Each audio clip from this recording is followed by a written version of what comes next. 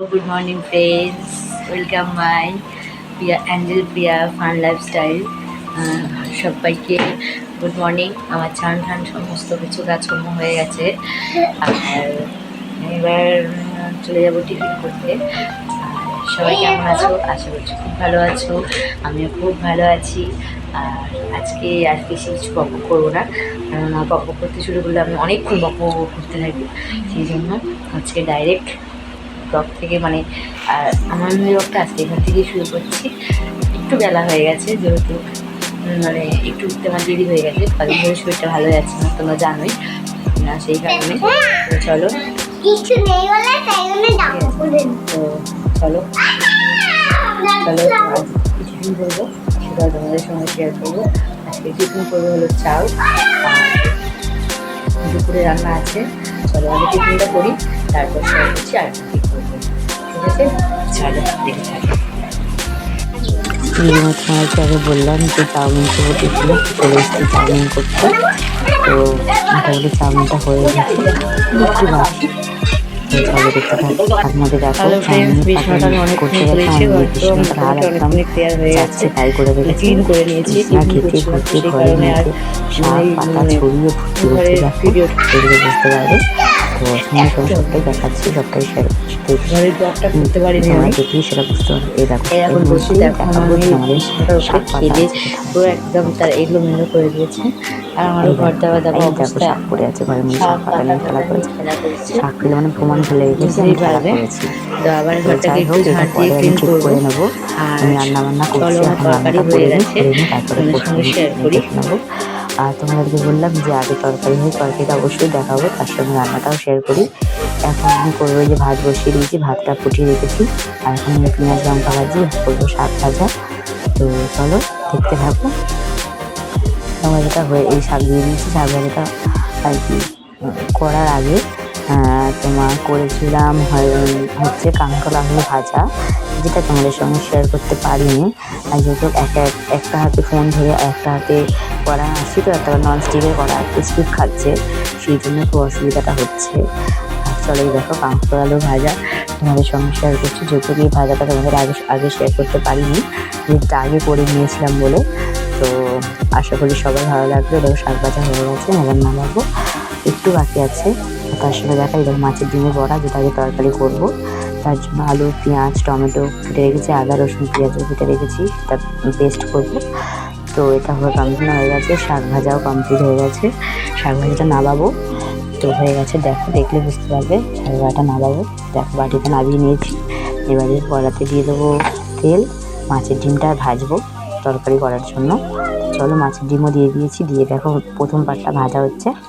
আমি প্রথম পার্টটাই তোমাদের সঙ্গে শেয়ার করেছি, পরেও ভেজেছি আমি, সেটা তোমাদের সঙ্গে আমি শেয়ার করিনি। তো প্রথমটাই শেয়ার করলাম, কেন ফোনটা ধরে দিতে না ধরতে খুব অসুবিধা হচ্ছে, সেই কারণে প্রথমটাই শেয়ার করলাম। তারপর রীতিমতো তরকারি বসিয়ে দিয়েছি, তারপরে আবার তোমাদের সঙ্গে শেয়ার করছি। তরকারিটা বসানোর পরে মশলা দিয়ে সম্পূর্ণ কষানো হয়ে এসেছে অল্প অল্প। এবার একটু পরেই জল দিয়ে দেবো, সেই কষানোটা তোমাদের সঙ্গে শেয়ার করলাম, যেটা আর কি বোঝাচ্ছে বলা যায়, যেটা শেয়ার করলাম। তো আশা করি ভিডিওটা সবারই ভালো লাগবে। আমি পুরো ঘরোয়াভাবে নিজের ব্লগটা করার চেষ্টা করেছি। দেখো তরকারি হয়ে গেছে, করতে তরকারি বসা হয়ে গেছে, জল দিয়ে দিয়েছি। জল দিয়ে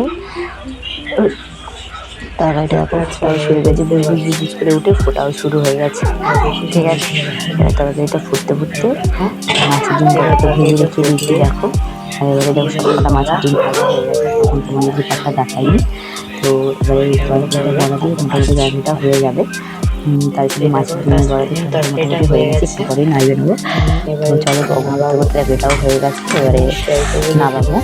তো নামিয়ে তারপরে একটু বাকি ছিল, দেখো নামানো হয়ে গেছে, বাটিতে সার্ভ করে নিয়েছি। কেমন লাগছে বলো, আশা করি ভালো লাগবে।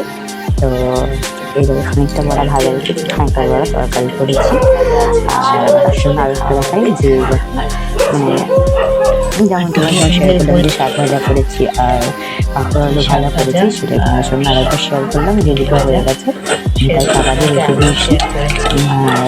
আবারও দেখলাম যে এই কটা বড়া রেখেছে, আবার তরকারি করেছি মাছের জন্য বড়া। চলো রান্না কমপ্লিট করে নিয়েছি। করে চলে যাবে বিছানাটা ক্লিন করতে। তো তারা চলে এসেছে বিছানা ক্লিন তখন করতে। দেখালাম যে বিছানাটা পুরো এলোমেলো ছিল, এখন আবার বিছানাটাকে একটু ঠিক করলাম, করে ঠিকঠাক করে মেখে ধীরে স্নান ধীরে। কমপ্লিট এই করিয়ে দেখো ঘর জায়গাটা মোটামুটি একটু ঠিকঠাক করে ক্লিন করে নিয়েছি, আর একবার ঝাঁট দিয়ে পরিষ্কার পুরোটাই করে ক্লিন করে নিয়েছি। নিয়েছি। চলো আর এবার তোমাদের রান্নাঘরের জায়গাটা একটু দেখাই। রান্নাঘরটাও আমি রান্নাবান্না করার রান্নাবান্নাও পরে টোটালি হয়ে গেছে। তো সেটাও তোমাদের সঙ্গে শেয়ার করলাম। রান্নাবান্না রান্নাবান্না টোটাল করার পরে তারপরে সবাই মতো সবাই পুরোটা এরকমই ক্লিয়ার করে করে যে গুছিয়ে মুছে সমস্ত গুছিয়ে কিছু নিয়েছি। ক্লিন করে পরিষ্কার করে রাখে। আমি নেই। যখন চলে যাই বাইরে থেকে একটু চলো ঘুরে আসি, বাইরের নাহলে ওয়েদারটা বাইরে থেকে যাওয়া হয় না। খুবই তো সেই বাইরে চলে এসেছি, দেখো রান্না করেছি। আগে বৃষ্টি হয়ে যায়, তোমাদেরকে বললাম একটু বৃষ্টি হয়েছে। বৃষ্টি দেখো একটা বালতি আর একটা গামলা হাত হয়ে গেছে। তো সামনে একজন দাঁড়িয়ে আছে বলে আমি ভিডিওটা অতটুকু বৃষ্টি হয়েছে, বৃষ্টির বৃষ্টি জলটা এখন আমাদের নতুন সদস্য দুটো।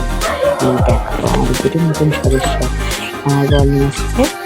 আর খুব ভালো এবার মানে দারুণ ঠিক আছে, খুবই দারুণ। তো খেলা করে কিচির করতে থাকে, আমার তো খুব ভালো লাগে। চলো আবার ব্যাকে চলে যাচ্ছি। দেখো আর আমাদের পাখিগুলো এসেছে চলে এসেছে ঘরে। দুটি নেই না, দুটি হবে।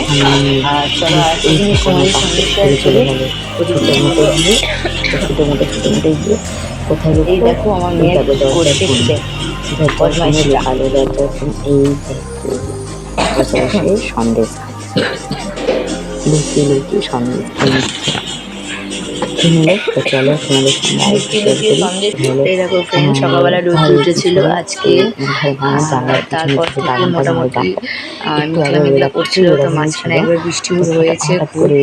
আর দেখো আকাশটা পুরো একদমই ক্লিয়ার, পুরো পরিষ্কার। আর মাঝখানে খুব জোর বৃষ্টি হয়েছিল, তোমাদের দেখায়নি যে আমার মোটামুটি ওয়েদারটা ভালোই হয়ে গেছে, রোদ উঠেছে। বাইরে বালতি আর গামলায় জল জমে গেছে। দেখো মেয়েটা ঠান্ডা লেগেছে, প্রচুর অনেক আসছে। খরা আর দেখো দেখলে বুঝতে পারবে। আবার দেখো একদম গটগটিয়ে উঠেছে বন্ধ নিয়ে। আকাশটার দিকে একবার দেখো কতটা মেঘ আছে। সেটা শেয়ার করলাম। আর তার মাঝখানে ফোন ক্যামেরাটা হট করে একটু ভুলে গেছিলো মেয়ের জন্য, আমার পায়ে দিতে হয়ে গেছে। তো চলো দুপুরেরটা শেয়ার করতে পারি না, কখনো বলতে কখনো খেয়ে নিই, সেটা ঠিক টাইম থাকে না যে তোমার সঙ্গে শেয়ার করবো। যাই হোক আজকের এই ব্লগটা এই পর্যন্ত, সবাই দেখবে, আশা করি সবার ভালো লাগবে। আর ভালো লাগলে অবশ্যই লাইক কমেন্ট করবে, করে আমার পাশে থাকবে। আমিও চেষ্টা করবো সবার পাশে সম্পর্কে করার, আর আমি করিও। প্লিজ সাপোর্ট করো, স্কিপ করবে না, আশা করি সবাই ভালো লাগবে। চলো আজকের ব্লগটা এই পর্যন্তই, আর কিছু বলবো না। চলো টাটা।